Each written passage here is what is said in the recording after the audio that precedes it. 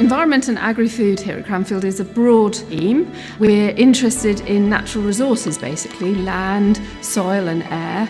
We're interested in the assessment of those resources, the evaluation, also the management and protection of those natural resources. We also look at the risks associated with those resources and policy and governance linked to land, soil and air. Cranfield is well placed to meet these challenges for a number of reasons. First, we have academic staff, technical staff who are able to address some of these research challenges. We also have world-class facilities. But I think most importantly is the fact that we have very good relationships with external partners, whether it be in industry or other universities and research institutes.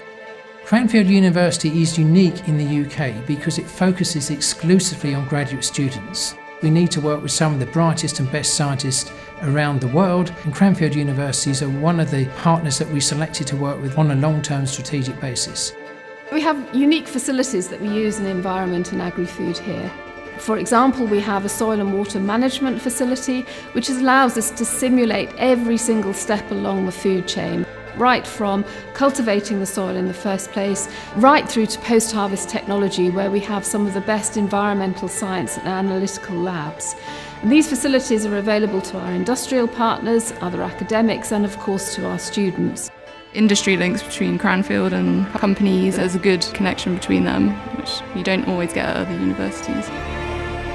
The part of environmental technology that is particularly relevant to my work is monitoring the state of our ecosystems. There, the opportunity that environmental technology opens up is transferring methods from engineering disciplines such as computer sciences, robotics and electronics to the environmental sciences and technology to make use of these advanced emerging technologies for environmental protection purposes. We're in the soils lab. I've got these filter socks, and by placing these at the bottom of slopes in agricultural land, we're hoping that we can adapt them to capture not just soil but also nutrients that are coming off of these lands before they go into the watercourses. And it will be one way to combat this issue of decreasing water quality. Cranfield University staff are great people to work with as partners for industrial R&D projects. They're business aware, they're flexible in their approach, and most important of all, they deliver. The work that we do in Environment and Agrifood here is able to shape the future in a number of ways.